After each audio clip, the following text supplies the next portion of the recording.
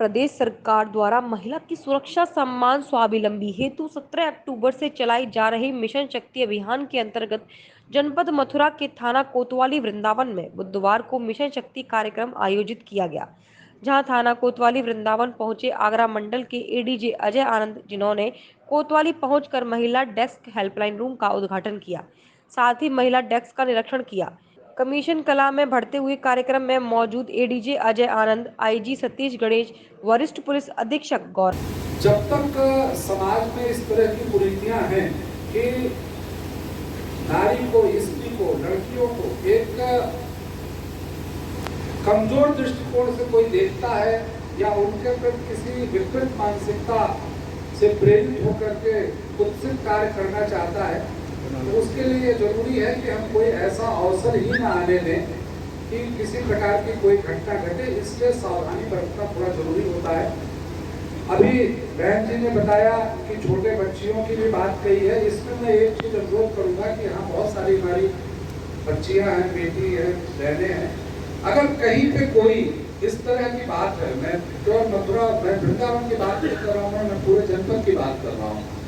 जो help desk है, हमारे यहाँ महिला पुलिस अधिकारी भी हैं, प्रोफेशनल भी हैं, वो गुमनाम रूप से चीजों को नोट करा दें, निश्चित रूप से उसमें कार्रवाई सक्रियता के साथ है कि दिनांक 17 अक्टूबर से माननीय मुख्यमंत्री जी के निर्देशानुसार मिशन शक्ति का शुभारंभ किया गया है। ये 17 अक्टूबर 2020 से शुरू होकर वासंतिक नवरात्र है, अगले साल 2021 तक लगातार चलते रहेगा। इसी क्रम में आज मैं यहाँ मथुरा के वृंदावन थाने पर महिला हेल्प डेस्क का उद्घाटन करने आया हूँ। हमारे जोन में करीब सभी जगह महिला हेल्प डेस्क का शुभारंभ हो गया है। हाँ, ये ज़रूर है कि जैसे यहाँ पे एक नवनिर्मित कक्ष बनाया गया है, इसी तरह कोशिश रहेगी कि सभी थानों पे 6 माह के अंदर महिलाओं की बात को सुनने के लिए उनको पूर्ण तरह से एक सुरक्षित माहौल में अपनी बात कह सके, अपनी समस्या व्यक्त कर सके।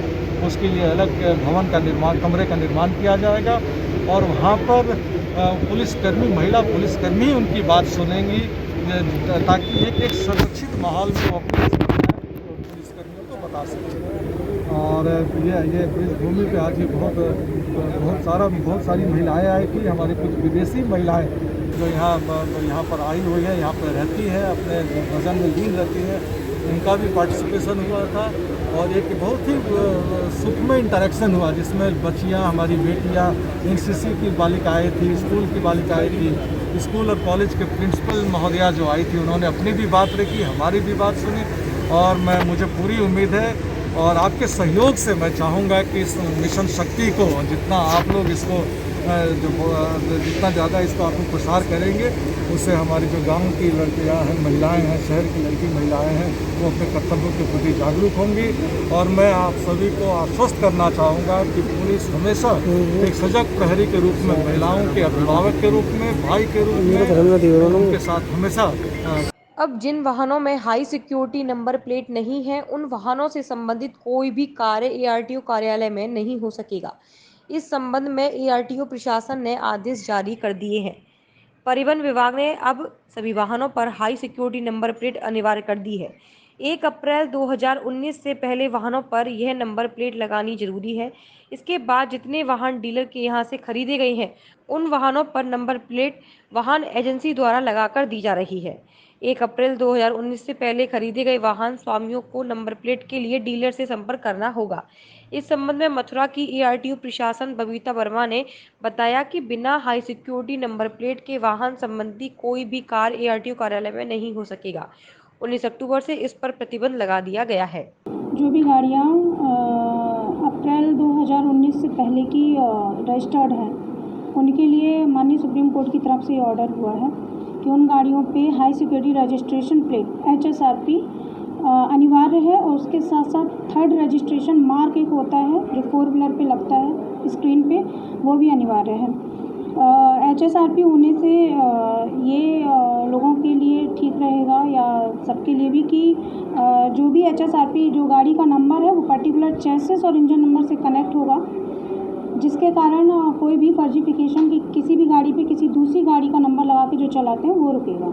कब तक की समय सीमा निर्धारित की गई है इसमें? समय सीमा इसमें 19 तारीख से, आज ही से 19 अक्टूबर 2020 से ही लागू है और इसके लिए समाचार पत्रों में भी प्रकाशन कराया जा चुका है कि ऑफिस में गाड़ी से संबंधित कोई भी कार्य तभी किया जाएगा जब उसमें हाई सिक्योरिटी रजिस्ट्रेशन प्लेट होगी।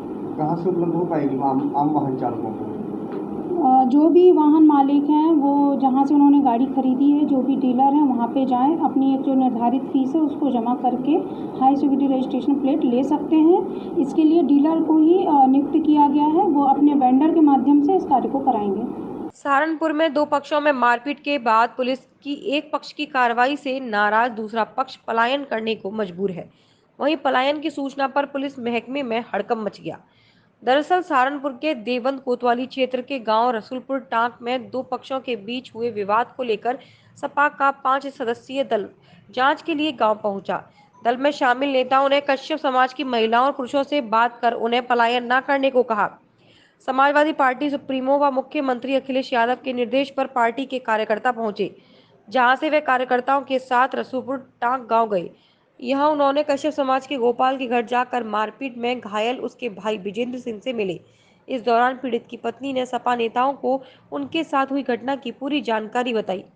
हमारे राष्ट्रीय अध्यक्ष जी के निर्देश पर समाजवादी पार्टी का एक प्रतिनिधिमंडल जो है वो रसूलपुर गांव में जो है पीड़ित परिवार से मिलने के लिए गए और वहां जाकर के जो है उन्होंने देखा कि वास्तव में जो है उन लोगों की साथ जो है वो जांचती हुई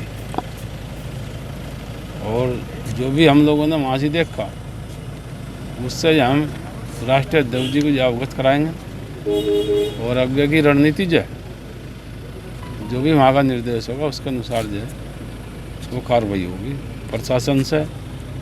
और उनसे जो है पहले भी हमारी पार्टी के लोग मिले, मांगाराम कश्यप जी, हमारे विधायक संजय गर्ग जी, मायावती जी, लेकिन जो हमने अब देखा उसके बारे में भी जो है प्रशासन से बातचीत करेंगे और बातचीत करके जो है ये हमारा हर संभव प्रयास रहेगा कि पीड़ित परिवार जो है वो वहाँ से जो है किसी भी सूरत में पलायन ना कर सके। सहारनपुर में एयरन एजुकेशन वेलफेयर सोसाइटी संस्था द्वारा उत्तर प्रदेश सरकार के आदेशानुसार नारी शक्ति को समर्पित मिशन शक्ति 180 दिन की मुहिम में सहारनपुर कलेक्ट्रेट परिसर के सामने से एक्टिवा रैली निकाली गई, जिसमें रशीम टेरेंस व सुषमा बजाज द्वारा इस रैली का आयोजन किया गया।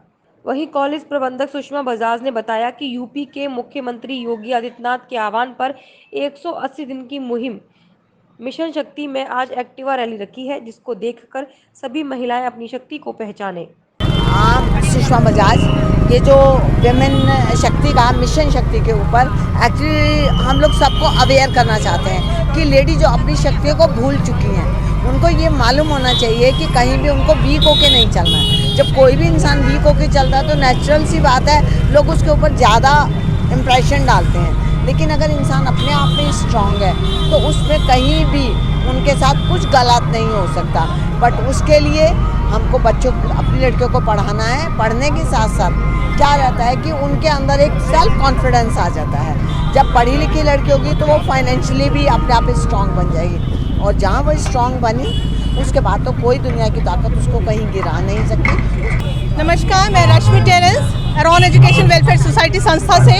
जैसे कि आप देख रहे हैं कि उत्तर प्रदेश द्वारा चलाई जा रही है 180 दिन की मुहिम मिशन शक्ति, नारी शक्ति को प्रदर्शित करते हुए, नारी शक्ति की सूचनाओं को देते हुए, उनकी सुरक्षा, उनकी स्वच्छता, उनकी शिक्षा और जगह जगह पे उनके लिए अभियान चलाए जा रहे हैं, हेल्पलाइन नंबर्स दिए जा रहे हैं, हेल्प डेस्क दी जा रही हैं और उसी कड़ी को आज जोड़ते हुए हम लोगों ने यहाँ पे एक एक्टिवा रैली रखी है, जैसे कि आप एक बार देख सकते हैं और अपने शहर को इस मुहिम के लिए और अवेयर करना चाहते हैं। नारियों को उनके हित के लिए जो जो प्रोग्राम चलाए जाते हैं उनमें उन्हें और सशक्त करना चाहते हैं। जय हिंद, जय भारत। अलीगढ़ के क्षत्रिय महासभा के द्वारा एक प्रेस वार्ता का आयोजन किया गया, जिसमें यह जानकारी दी गई कि नई कार्यकारिणी का गठन कर दिया गया है, जिसमें ठाकुर शैलेंद्र पाल सिंह को जिला अध्यक्ष पद पर नियुक्त किया गया।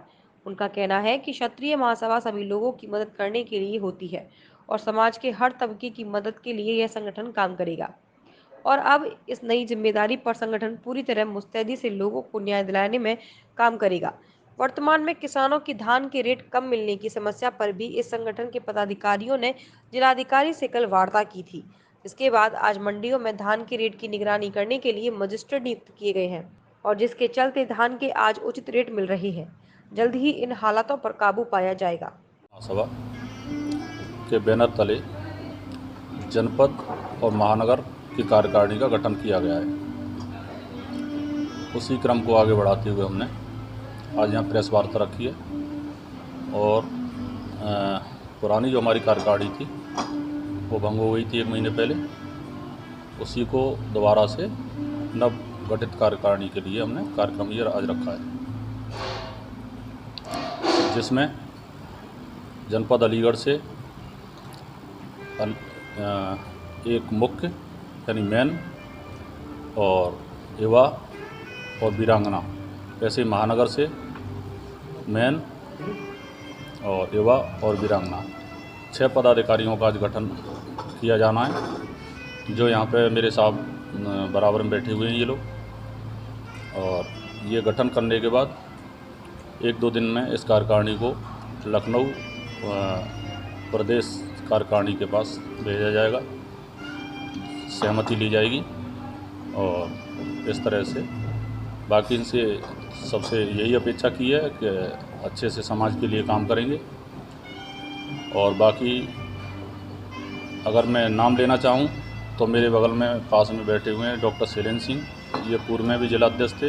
इनको इसी पुनः 3 साल के लिए रिपीट किया गया है दोबारा से। इनका कार्यकाल बड़ा अच्छा रहा था। सभा में आज मुझे पुनः जिलाध्यक्ष का पद दिया गया है और पिछले सालों में जो हम लोग जिस तरीके से समाज के लिए, क्योंकि क्षत्रिय एक कोई जाति नहीं, एक धर्म है और दूसरों की सहायता करना, सर्व समाज की सहायता करना, हम लोग पिछले काफ़ी लंबे समय से कैरियर काउंसलिंग हो, चाहे वृक्षारोपण हो, चाहे गरीब कन्याओं की शादी हो, एजुकेशन से लेकर के हर तरीके के फील्ड में हम लोगों ने काम किया है। और हमारा पूरा उद्देश्य है कि यहाँ पर एकजुटता के साथ में पूरी टीम का पुनर्गठन हो रहा है और सब लोग एक साथ मिल करके हम लोग पूरी तरीके से सर्व समाज के हित में कार्य करेंगे और क्षत्रिय को आगे बढ़ाने और एकजुटता पर जोर देंगे। देखिए, बिल्कुल ठीक कह रहे हैं, बहुत ज़्यादा परेशान है। उसके कारण 2 हैं, एक तो कोरोना बहुत बड़ा उसका कारण है और दूसरा मुझे लगता है कि जो ये अभी आया है इसीलिए तो इसका विरोध हो रहा है। जो अभी अमेंडमेंट केंद्र सरकार ने की है उसमें यही सबसे बड़ी कमी है कि MSP पर नहीं खरीदा जा रहा। एक दिन बोली सुबह लग जाती है 1750 रुपये की, उसके बाद में व्यापारी और वहाँ के जो सचिव हैं उनकी मिली भगत से उस बोली से नीचे खरीदारी की जाती है। कल DM साहब से मुलाकात हुई थी और DM साहब ने हमें आश्वासन दिया है कि जो सुबह बोली लगेगी उससे नीचे अगर धान बिकता है तो उन व्यापारियों के खिलाफ मुकदमा किया जाएगा और आज से वो कार्य शुरू हो चुका है। मेरे पास जो रिपोर्ट है कि आज उससे नीचे नहीं खरीदा जा रहा और मैं समझता हूँ कि जिला प्रशासन को अब एक्टिव हुआ है और मजिस्ट्रेट लगाए गए हैं हर मंडी में, तो किसानों को फ़ायदा होगा इस समय।